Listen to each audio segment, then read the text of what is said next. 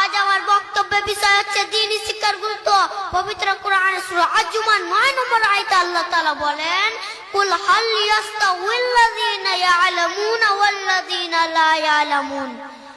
অর্থাৎ, হে নবী, তুমি বলে দাও, যারা জানে এবং যারা জানে না তারা দুজন সমান নয়, এবং তোমাদের মধ্যে যারা জ্ঞানী তারা আমার উপদেশ গ্রহণ করে।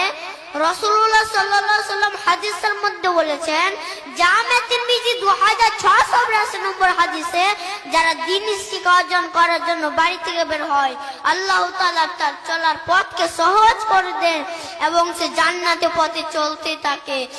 আর আল্লাহ তাআলা অসংখ্য ফেরেশতারা তার জন্য রাস্তা পাকা বিছিয়ে রাখে এবং অসংখ্য ফেরেশতারা তার জন্য দোয়া করে।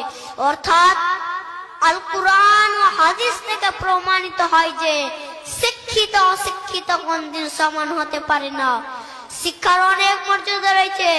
ইংরেজিতে একটি প্রবাদ বাক্য রয়েছে, education is the most powerful weapon which you can use to change the world.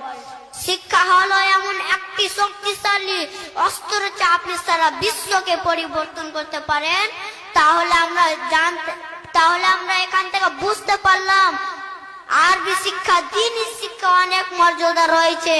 যেমন আকাশের মধ্যে লক্ষ লক্ষ তারার মাঝে একটি মাত্র চাঁদের মর্যাদা আছে। যারা দ্বীনি শিক্ষা অর্জন করে তাদের জন্য গর্তে পিপিলিকা এবং সমুদ্রের মাছ ও আল্লাহর কাছে রহমতের দোয়া করে ও মাগফিরাতের কামনা করে।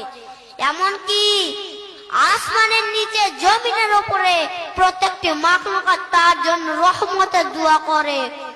তাহলে আমরা জানতে পারলাম পবিত্র কোরআন ও হাদিস থেকে যে শিক্ষার কত গুরুত্ব ও শিক্ষার কত মর্যাদা আছে। এখানে শিক্ষা বলতে দ্বীনি শিক্ষা কথা বলা হয়েছে। শিক্ষা হচ্ছে জাতির মেরুদণ্ড। তবে হ্যাঁ, দ্বীনি শিক্ষা একমাত্র জাতির কল্যাণ নিয়ে আসতে পারে। তাই তো আল্লাহ রাসূলুল্লাহ সাল্লাল্লাহু আলাইহি ওয়াসাল্লাম হাদিসের মধ্যে বলেছেন, তলাবুল ইলমি ফরিযাতুন আলা কুল্লি মুসলিমিন। অর্থাৎ, যারা দ্বীনি শিক্ষা অর্জন করা পৃথিবীর প্রত্যেকটি মানুষের উপর ফরজ।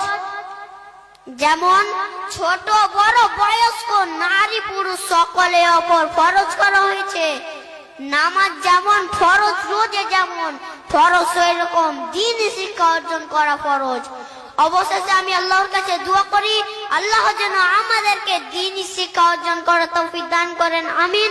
আসসালামু আলাইকুম ওয়া রাহমাতুল্লাহি ওয়া বারাকাতুহু।